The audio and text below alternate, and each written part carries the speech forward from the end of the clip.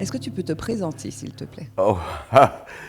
Alors, je pourrais dire que je suis un artiste dans la mesure où, en fait, j'ai un fonctionnement sur la polyvalence. Je suis écrivain, j'ai publié 21 ou 22 romans qui concernent la culture caraïbe.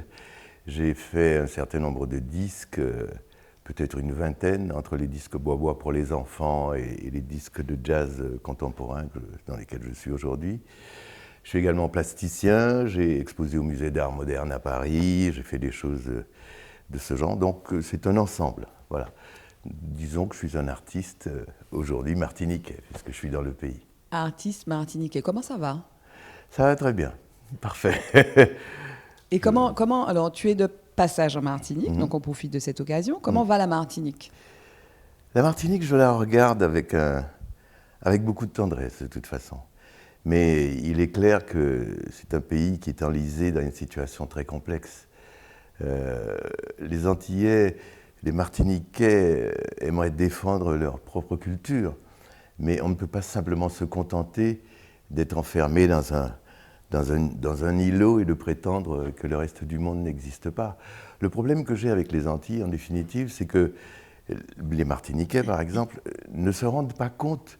Ils ont une vision de leur identité qui est assez restrictive.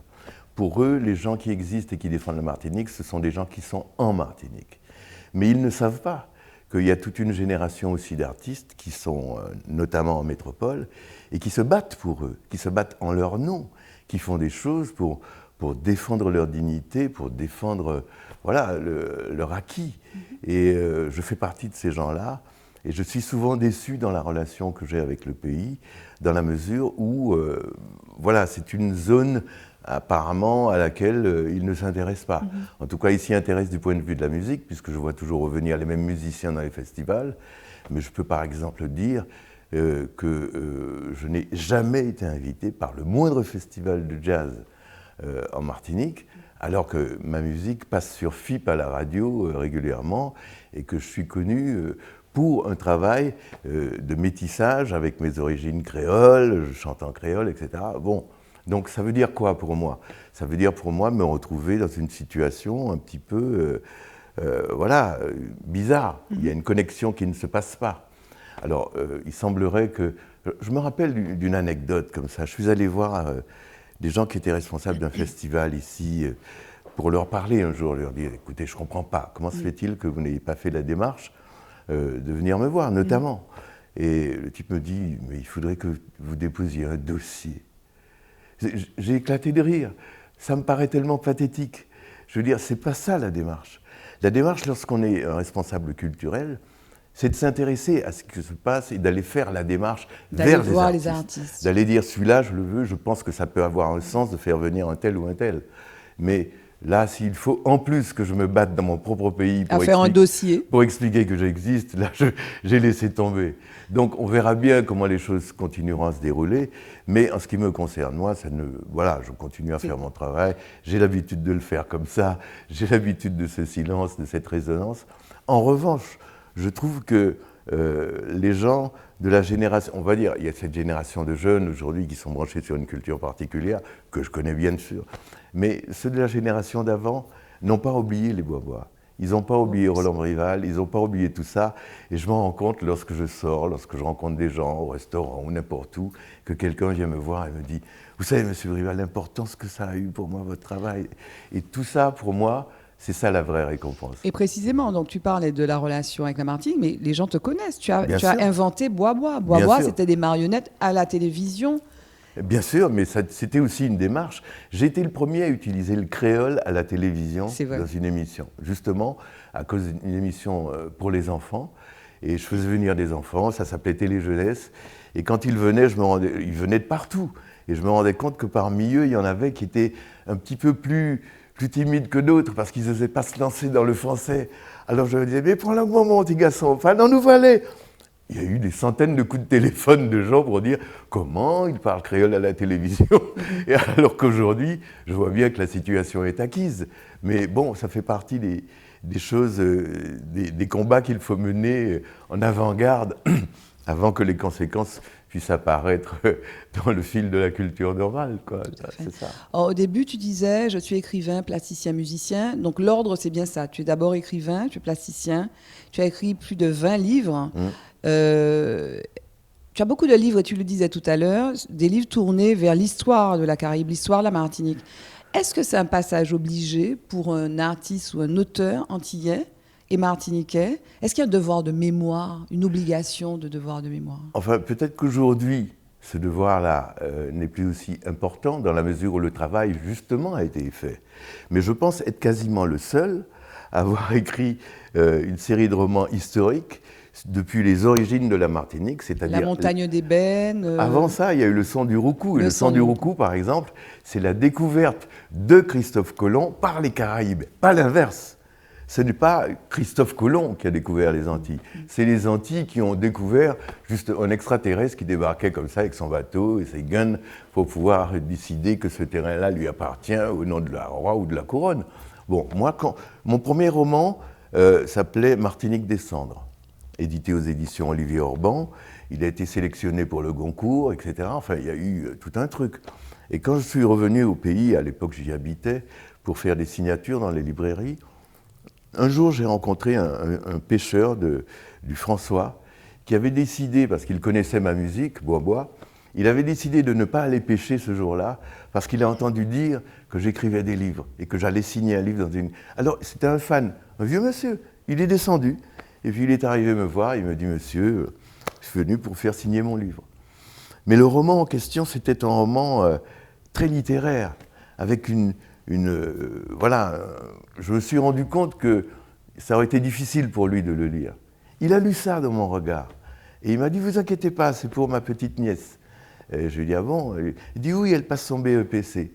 Et là, j'ai réalisé que là non plus, la petite fille dont il parlait n'allait pas pouvoir entrer dans une veine littéraire aussi intense, ardue. Je suis rentré chez moi et je me suis posé des questions. À quoi sert un artiste? Est-ce que mon travail d'artiste consiste à explorer mes fantasmes, mes envies, sans me préoccuper du reste? Ou est-ce qu'il s'agit aussi de s'intéresser aux gens qui vont lire ces livres?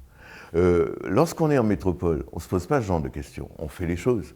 Mais j'étais dans un pays où rien n'avait été fait. En dehors de Glissant et de Césaire, à l'époque, personne n'écrivait de romans. Donc je me suis retrouvé là. D'ailleurs, Glissant a été le premier à lire quelques-uns de mes manuscrits, et ça, c'est un hommage que je veux lui rendre. Et donc, au bout d'un moment, je me suis dit qu'il fallait d'abord, avant de penser à écrire une littérature contemporaine, moderne, me pencher sur les racines à partir desquelles on allait poser tout ça. J'ai donc décidé d'écrire une série de romans qui raconteraient l'histoire des Antilles. On a fait Le sang du Roucou, ça c'est des Caraïbes, un roman important que j'aimerais bien voir un de ces jours réédité d'ailleurs, enfin ça c'est une autre histoire. Ensuite, La montagne d'ébène sur la période de l'esclavage. Ensuite, il y a eu Le Chevalier de Saint-Georges qui parlait de la situation des Noirs des îles en France à l'époque de la Révolution. Ensuite, il y a eu Gao, Les tambours de Gao, une espèce de saga de 600 pages qui se déroule en Afrique au XIVe siècle. Parce que un jour, je suis descendu dans les rues de Fort-de-France et j'ai vu des panneaux partout, des gens tagués sur les murs, l'Afrique, le retour aux racines africaines, etc. Il y avait une connexion d'ailleurs culturelle africaine qui se préparait à l'époque dans le pays. Et là, je me suis dit que là aussi, il fallait intervenir, dans la mesure où on a beau parler, il faut savoir de quoi on parle quand on parle de l'Afrique. Donc, j'ai écrit ce roman pour pouvoir expliquer, voilà, à ce public ce que c'était cette Afrique dont il revendiquait les racines. Et c'est à la même époque d'ailleurs que Maryse Condé a sorti Ses goûts. Et donc il y a eu cette vague de littérature au sujet de l'Afrique à cette époque. Et puis ensuite, à partir de là, j'ai commencé à me dire que j'étais enfin prêt à explorer la littérature qui m'intéressait vraiment, c'est-à-dire une littérature contemporaine. Et à ce moment-là, j'ai commencé à basculer dans d'autres choses. Et voilà, c'est parti comme ça. Et alors, cette littérature contemporaine, donc cette ouverture finalement vers le monde, t'amène à écrire notamment Le Maître des Corsets, Santo-san. Sato-san. Le Maître des Corsets, ça se passe au Japon. Au Japon, oui, absolument. Mais ce qui se passe en réalité, c'est que l'identité antillaise, martiniquaise, guadeloupéenne, quoi qu'on pense, est une identité très particulière. Parce qu'effectivement, elle se défend, elle s'enferme quelque part, malheureusement, dans un contexte insulaire, mais le métissage parle pour nous et nous appelle vers d'autres continents.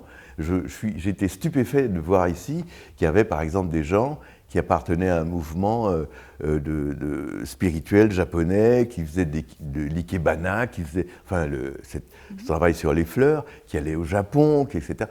Et alors qu'en définitive, le Japon, quoi quel est le rapport que nous avons? Joseph Zobel, d'ailleurs, faisait de l'ikebana. Joseph Zobel, notamment. Alors, je me suis dit que là, il y avait un petit mystère à résoudre, et j'ai fini par comprendre qu'en réalité, comme disait Glissant, nous sommes le tout-monde. C'est-à-dire que nous possédons des chromosomes, des choses, des cellules, un ADN qui contient la totalité des peuples du monde. Et c'est en ça que le métissage est une aventure intéressante.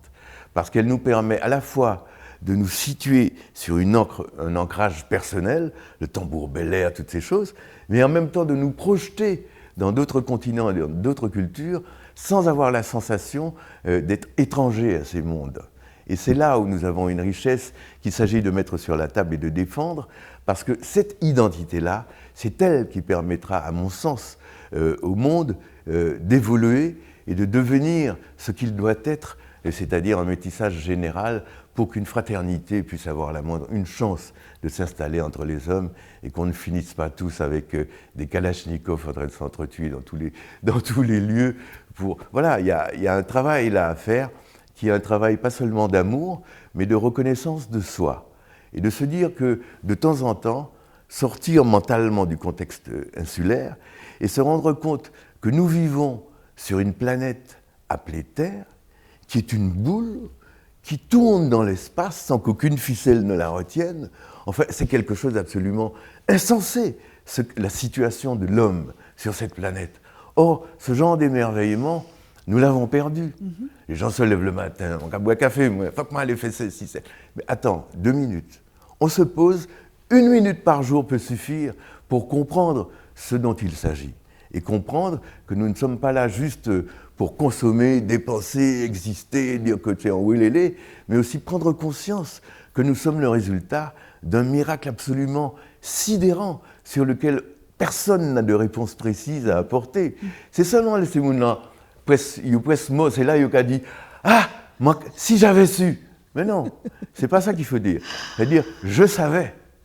Et que donc, à partir de là, je peux m'ouvrir au reste de l'aventure qui consiste à être incarné sur cette terre et à pouvoir parler, respirer, voir, comme nous avons tous la chance de pouvoir le faire. Donc ton prochain livre sera un livre de philosophie? Non, en fait, non. Pourquoi? Parce que j'ai hésité à un moment. Mais les premiers textes que j'ai écrits, ce sont des textes sur l'éducation. J'ai écrit 2 volumes sur la vision que j'avais, notamment grâce aux expériences de Bois-Bois, mais aussi aux expériences de théâtre, puisque je suis également metteur en scène, etc. C'est donc un aspect des choses dont je n'ai pas parlé dans ma polyvalence. Mais j'ai travaillé longtemps sur la recherche théâtrale, et même ici, j'avais monté une pièce qui s'appelait La Bête à cornes, qui durait 4 heures, au théâtre Césaire, avec 12 musiciens dans la fosse, piano à queue, etc., et 12 acteurs sur scène. Un truc absolument insensé qui a d'ailleurs jeté les bases, je pense, d'une certaine, sinon révolution, au moins évolution de la culture théâtrale en Martinique. Et tout ça, ce sont des choses dont les gens ne se rappellent pas parce que je ne me suis pas amusé à passer mon temps à brandir des drapeaux pour parler. Mais si ça intéresse les gens, ils se penchent sur les mémoires du pays, sur les archives, et ils le trouveront. Donc, je crois que, voilà, on en est là. Prochain livre, non? Le prochain livre, ce sera toujours un roman. Pourquoi? Parce que, encore une fois, la philosophie, j'ai choisi finalement, je ne voulais pas devenir un Glissant ou un Césaire. Ça a l'air un peu présomptueux ce que je dis là. Mais je veux dire, je ne voulais pas devenir simplement un intellectuel, donc un homme qui travaille sur... Et j'ai choisi de prendre cette voie-là de l'intellectuel par l'oralité. Aujourd'hui, je suis capable de m'installer de parler pendant 2 heures sur un sujet philosophique, mais m'installer pendant 2 heures pour l'écrire, ça ne m'intéressera pas, parce que justement, je pense que l'oralité est quelque chose de fondamental dans la transmission des choses lorsqu'il s'agit de philosophie. Le contact direct entre la personne qui parle et celle qui reçoit doit être fait. La littérature intellectuelle, elle nous embarque sur une partie du cerveau qui analyse, qui déchiffre, mais une autre partie reste muette, c'est celle que la parole sollicite, qui est l'intuition, qui est notre capacité de nous brancher tout à coup, non seulement sur l'information que nous recevons du dehors, mais sur l'information qui est posée dans nos gènes, dans le code ADN, et que ça fait ressurgir, et c'est ce qu'on appelle un petit peu l'intuition. J'ai senti un truc, ou pas ça au sentilla, mais ce que tu as senti là, c'est quelque chose qui venait de toi, pas de l'extérieur pour qu'on te dise d'aller le sentir. Donc, ma vision de la philosophie, elle est dans l'oralité, qui me paraît aussi importante que le côté littéraire des choses, l'aspect de l'écrit. Alors j'ai choisi l'écriture, donc le prochain roman, ben oui, ce sera un roman. Mais il y a une série de romans qui sont là, qui ne sont même pas sortis, et que j'hésite à mettre en place parce que je pense qu'il est encore un peu tôt pour que ces informations-là arrivent dans le domaine public. Donc on se calme. Mais par exemple, on pourrait très bien considérer que l'invention du racisme, parce que c'est une chose qui a été inventée, elle a été inventée aux alentours du XVIIIe, entre le XVIIIe et le XIXe siècle, par les intellectuels français de l'époque, qui voulaient justifier la possibilité de créer l'esclavage et de faire ce qu'ils ont fait. Donc, mais ça s'est aussi connecté à toute une situation philosophique et culturelle en Europe qu'il s'agissait de comprendre, pour comprendre aussi comment nous en sommes arrivés là. Donc je me suis intéressé notamment à l'opéra, à ce monde, à toute cette pensée générale qui roulait là en France et en Europe à l'époque, autour des Noirs, autour des Blancs, autour de ceci ou de cela. L'invention du blanc, l'invention du noir, ça c'est un sujet qui me paraît intéressant. Et si un philosophe d'aujourd'hui m'entend et qu'il a envie de prendre un stylo avec ce titre-là, je le lui concède bien volontiers, parce qu'il faut bien dire que tout ça ne sont que des inventions pures et simples, des fantasmes auxquels on essaye de nous conformer. Et donc il s'agit de se libérer aussi de tout ça, et c'est le but que je poursuis en partageant mes sensations et mes envies avec mes lecteurs. Quelque chose à rajouter ? Que je suis très heureux d'avoir été reçu dans cette émission. Pourquoi ? Parce que depuis que je suis arrivé, je regarde un peu la télévision, à l'hôtel, etc. Et je suis tombé sur votre chaîne, et tout à coup je me suis dit, mon Dieu, mais il y a des gens qui pensent dans le pays. Il y a des gens qui ont le souci du sens de ce qu'ils donnent, qui ont le souci d'aller chercher ceux qui fabriquent, ceux qui travaillent et ceux qui font, et en dehors d'un contexte dans lequel on va balancer du zouk et du ukulélé partout. Et c'est pas du tout ennuyeux, c'est juste des informations dont nous avons besoin. Pour l'instant, vous êtes les seuls, à mon sens, à faire le travail comme il faudrait le faire, et je vous le dis sans détour, je suis ravi d'être venu là et de vous apporter mon support. Merci Roland Brival. À bientôt.